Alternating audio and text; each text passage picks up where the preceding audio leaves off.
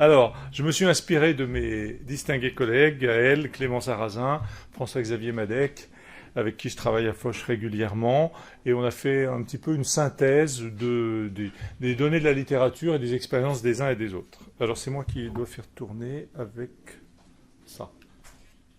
Voilà. Comme toujours en matière de sténose de l'urètre, de sclérose de l'urètre, de rétrécissement de l'urètre, d'oblitération de l'urètre, on mélange un peu tout, y compris dans la bibliographie, ce qui rend le sujet difficile.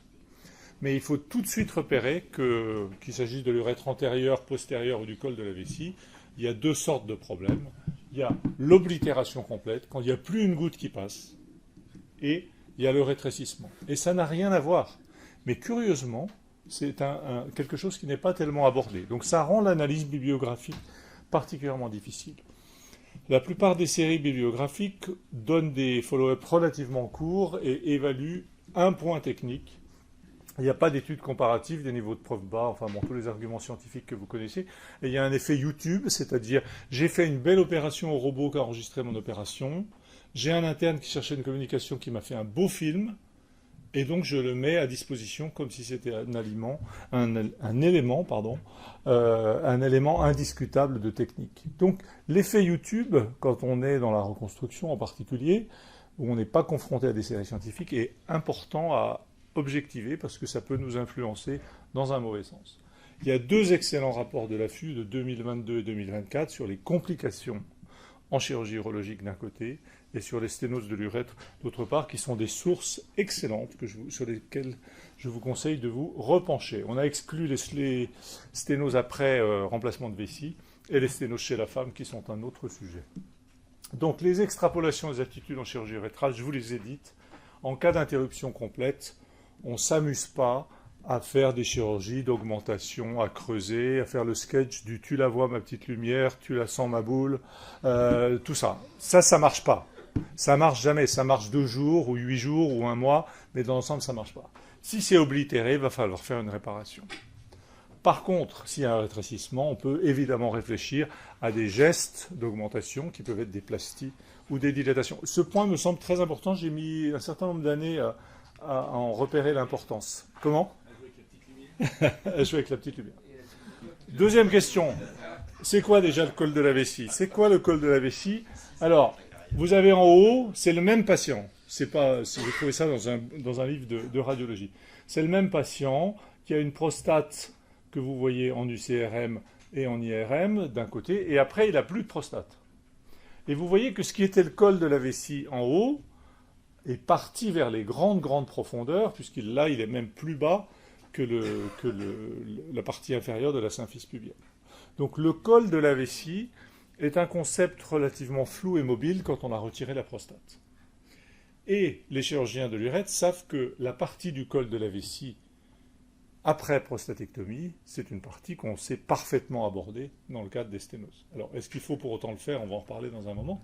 Mais ça, c'est quelque chose de vraiment important à comprendre. Et je trouve ces images extrêmement parlantes pour qu'on comprenne bien de quoi il s'agit.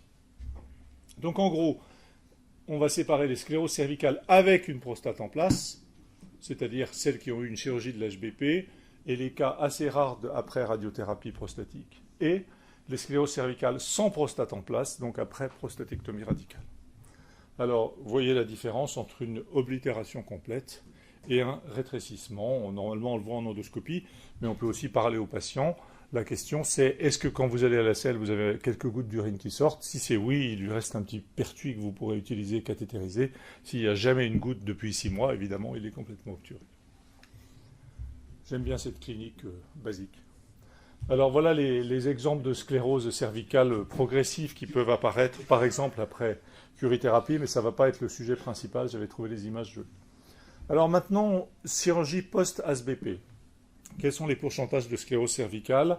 Après adénomectomie voie haute, c'est de 0,5 à 5% selon les variations techniques.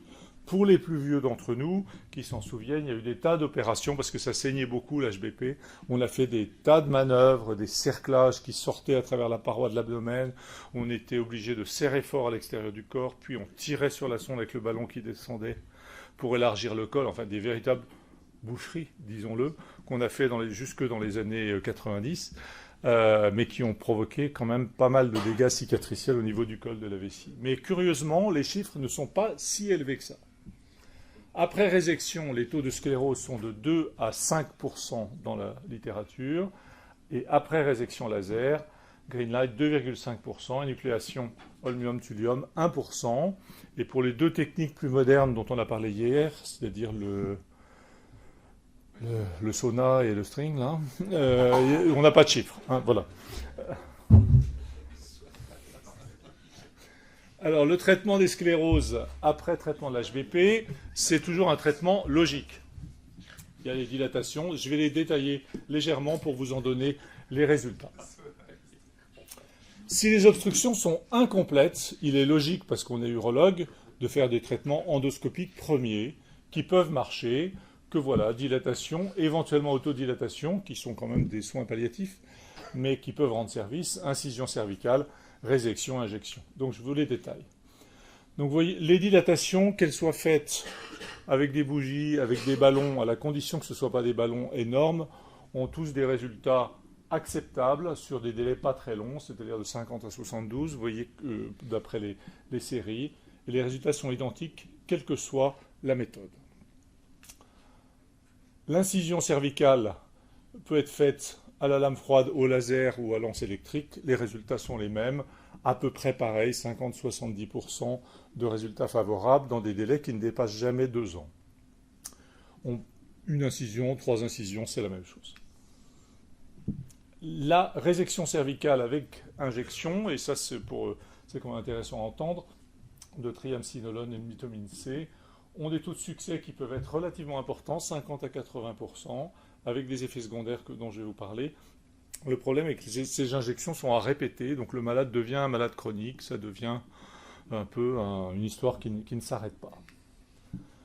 Alors voilà le genre de traitement qu'il peut y avoir, qui vous est montré ici, hein, où après avoir fait de la place en faisant de la résection, on va injecter et recommencer 4 injections séparées de 4 semaines. Il y a un petit peu de rétentionnisme parce que ça gonfle, mais il y a quand même des taux de succès qui sont, c'est vrai, relativement importants. Les injections de mitomycine ont donné des complications graves, c'est la raison pour laquelle on ne peut pas décemment les recommander. S'il y a une obstruction incomplète et qu'on ne s'en sort pas avec nos traitements, il y a la chirurgie, qui sont donc les plasties du col. Il y a en gros 2 variantes qu'il faut connaître, c'est la YV plastie, que vous voyez ici. C'est pas facile à manipuler. Donc on incise en Y et on referme en V. Ce qu'il faut comprendre, c'est que la zone de sclérose, de sténose, elle est ici. Donc en fait, la zone de sclérose, elle est au milieu du bras vertical du Y. Et on va donc faire descendre la pointe du V jusqu'à la partie basse, en fait, de la coque prostatique. Donc il faut bien l'avoir repéré préalablement avec un fibroscope, la petite lumière dont je parlais tout à l'heure, ou avec éventuellement une sonde tout simplement. Ça peut être fait en ouvert ou en robot assisté. L'autre technique sur laquelle je reviendrai un petit peu plus loin, qui nous semble plus intéressante et que Gaël vous montrera, c'est la T-plastie, qui est vraiment astucieuse et qui est efficace et à connaître. Alors, si l'obstruction est complète, comme je l'ai dit tout à l'heure, on ne va pas agrandir rien. C'est-à-dire, on ne peut pas faire une plastie alors qu'il n'y a rien à agrandir puisqu'il n'y a plus de règles. Donc, il faut imaginer un traitement qui concerne un petit peu les 2 faces de la région. Et donc, la technique va être de faire soit une VY-plastie, soit une T-plastie, selon nos habitudes et nos préférences, mais de mettre sur la face postérieure, en incisant le col de la vessie, un tissu d'une nature meilleure. Le plus facile, c'est de faire une greffe de muqueuse buccale ou vésicale. Sur un losange postérieur, c'est relativement facile à faire. Voilà le genre de montage qu'on peut avoir. Donc la T-plastie, c'est décrit partout, mais vous voyez que la zone de sténose qui est ici est finalement réséquée. En fait, on résèque de la zone de fibrose en avant, on se retrouve avec un trou, et pour boucher le trou, on fait des lambeaux qui vont descendre, et vous voyez en endoscopie les résultats que l'on peut avoir, c'est quand même assez intéressant comme image. Donc la T-plastie, mettez ça dans un coin de votre tête, vous le trouverez facilement dans la bibliographie si vous en avez besoin un jour, c'est accessible, et, je dis ça pour les jeunes, ça peut se faire au robot. Alors là, du coup, je sens l'œil qui s'anime, parce que ces chirurgies-là deviennent beaucoup plus populaires dès qu'on peut les faire de manière robot-assistée mes collègues sont habitués à ce que je plaisante toujours sur ce sujet. Mais vous voyez le principe, donc comme il y avait une oblitération complète, on met quelque chose en avant, quelque chose en arrière. Les résultats après HBP des cervicoplasties, à la fois des oblitérations complètes et des sténoses, donc qui ne sont pas complètement fermées, sont quand même assez excellents en termes de taux de succès dans beaucoup de données de la littérature, avec un taux d'incontinence de novo qui est très faible. Donc dans l'ensemble, c'est une très bonne opération. C'est à peu près la seule qui est bonne parmi toutes celles dont je vais vous parler aujourd'hui. Voilà. Toutes les autres sont éventuellement attestées, sont la première marche d'un escalier de prise en charge, mais voilà. Donc vous voyez que les chiffres sont relativement bons et convaincants. On passe maintenant aux patients qui ont été opérés de prostatectomie radicale, donc qui n'ont plus leur prostate en place. Ce qu'il faut observer dans la bibliographie, c'est que clairement, la robotique a fait diminuer le taux de sclérose post-opératoire. Sans doute parce que l'anastomose est meilleure, qu'il y a moins de fuites post-opératoires, qu'il y a moins de largage d'anastomose, mais ou alors que les chirurgiens qui les font au robot en font tellement plus qu'ils sont devenus avec des expériences incroyables. Je ne sais pas exactement tout expliquer. Il n'empêche que les chiffres sont quand même convaincants. Ce sont les chiffres du rapport de la vue. Les facteurs favorisants identifiés, vous les connaissez, c'est la difficulté d'anastomose, notamment quand la muqueuse n'avait pas été bien vue, les migrations de clips, les hématomes, les facteurs généraux, et évidemment l'irradiation préopératoire, post-opératoire, qui va singulièrement aggraver nos affaires. Donc après prostatectomie radicale, ce schéma de Romain Mathieu résume bien la situation, et je suis assez d'accord avec tout ce qui est proposé. C'est-à-dire que s'il y a un rétrécissement, donc incomplet, il y a encore un passage, on peut faire un traitement endoscopique, dilatation, incision. En cas d'échec, on peut faire une résection plus extensive. Et s'il y a encore un échec, là, on est quand même assez vite limité. Et si les patients ont eu besoin d'une irradiation, on est d'emblée dans une situation très péjorative, parce que tout ce qu'on va faire, soit ne va pas marcher, soit va se compliquer d'incontinence, soit les deux. En général, même d'ailleurs, c'est souvent les deux. Donc quand ces patients n'ont pas eu d'irradiation, on peut se poser la question de refaire une anastomose, je vais vous montrer quelques images, de faire une plastie en YV ou un traitement multimodal par le haut, par le bas. Voilà. Si par contre il y a des antécédents de radiothérapie pelvienne, on peut quand même se poser la question d'aller d'emblée vers une dérivation pour que le patient ne passe pas sa vie dans les cabinets d'urologie à avoir des opérations à résultats aléatoires. On pourra en discuter si vous voulez, mais dans l'ensemble, la situation pour ces patients est vraiment délicate. Alors pareil, le traitement de sclérose après prostatectomie, dilatation, autodilatation. S'il persiste une indication indiscutable d'autodilatation, c'est ce que dit l'école anglaise de chirurgie urétrale, d'autodilatation, c'est les patients avec des scléroses irradiées. Parce qu'on n'a tellement rien à leur proposer que c'est finalement, pour ceux qui la supportent, pas trop mal, à l'unique condition qu'il ne soit pas incontinent entre les sondages. Et c'est là où on doit faire une analyse objective de nos patients. S'il doit s'autodilater pour pouvoir vider sa vessie alors qu'il est incontinent entre les autodilatations, on a tout faux. Il faut trouver un mode de dérivation. Donc c'est ça qu'il faut savoir évaluer. Donc ces traitements sont les mêmes, et s'il y a une oblitération complète, la situation est un peu différente à cause, je vous l'avais dit, de la position de l'anastomose. On peut proposer une reprise d'anastomose urétrovésicale, alors par le haut ou par le bas. On peut faire une plastie d'agrandissement par greffe, ça a été proposé, mais c'est quand même d'une difficulté extrême. Et évidemment, il faut se poser la question d'une dérivation continente, parce que si le patient est complètement rétentionniste, il n'est pas trop gros, il a une fonction sexuelle qui marche encore avec ou sans médicaments, on peut se poser la question de lui garder un peu de fonction sexuelle ou orgasmique en faisant une chirurgie de dérivation plus haut située. En tout cas, la question peut être posée. Et je pense que nos amis, que Paul Neuville, j'ai aperçu tout à l'heure, est sûrement du même avis. On a décrit des techniques parce qu'on sait très bien aborder l'urètre membraneux jusqu'au verumontanum quasiment pour faire des greffes d'agrandissement. On peut le faire. Une greffe en tissu irradié, on peut le faire. Là, c'est 100% d'incontinence garantie et quand même une vraie difficulté pour positionner en toute sécurité un sphincter artificiel parce qu'il va être sur un urètre étendu, dévascularisé à 2 reprises. Enfin bon. Donc c'est pas une très bonne situation. On peut le faire, mais c'est pas forcément une bonne idée. pareil, sur ce genre de montage, peu importe, je vais avancer un peu.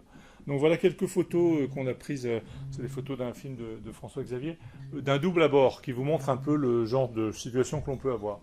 Donc ça, c'est un abord classique que vous connaissez, où on a le corps spongieux là, qui est mis sur l'assiette en traction, et vous voyez tout au fond, dans cette région-là, la zone d'anastomose. Le col de la vessie est ici. On sait aborder cette région-là. On le fait tout le temps, par le mode de dissection et de traction. Donc on arrive sur cette région. Alors, en continuant la dissection, on va pouvoir ouvrir l'urètre après l'avoir sectionné, l'urètre en zone encore large. Vous voyez ici, on a mis un mandrin à l'intérieur. Et on va pouvoir faire la préparation pour donner de la longueur, plus exactement pour raccourcir la longueur du trajet urétral en séparant les corps caverneux, comme on le fait dans un cas de fracture du bassin. Et vous voyez ici qu'il a dans la pince à disséquer le col de la vessie qui est extériorisé. Alors, après, il y a un passage en robot. Alors, ça m'amuse beaucoup de voir ce champ de mine, hein, parce que c'est quand même bien caramélisé. Vous voyez ici, avec l'abord rétropubien, la vessie qui a été ouverte, avec les urtères qui sont à cet endroit, et progressivement, on va voir apparaître ici l'urètre qu'on a complètement libéré par le bas, ce qui permet d'avoir une relative souplesse.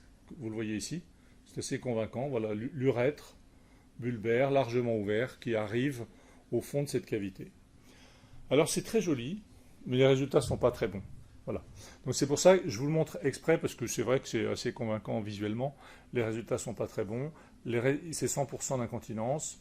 Même si la sténose ne récupère pas, ne récidive pas, on a quand même une vraie difficulté pour le traitement de cette incontinence post-opératoire. Voilà, ça c'est des images que vous connaissez. Donc le résultat du traitement ischio-cervical après prostatectomie, en termes d'absence de récidive de la sténose, on réussit à avoir des résultats de 50 à 70% selon les séries qui restent discutables.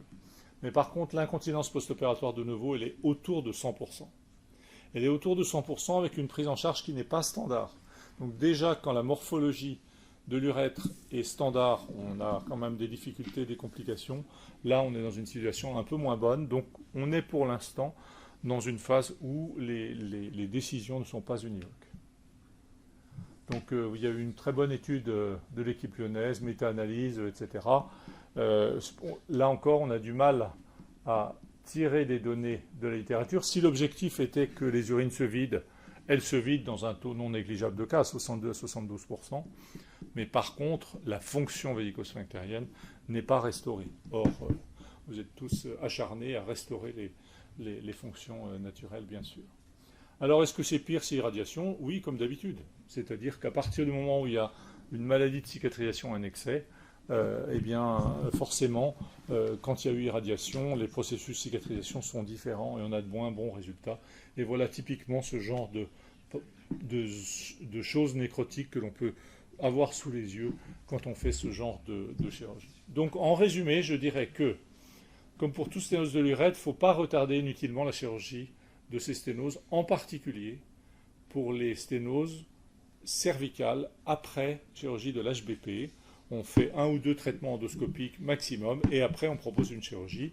Ça marche bien, j'espère vous avoir convaincu et le film que va vous montrer Gaël maintenant, je pense, va finir de vous convaincre. Et s'il n'y a plus de prostate, de toute façon, on est dans une situation délicate. Voilà.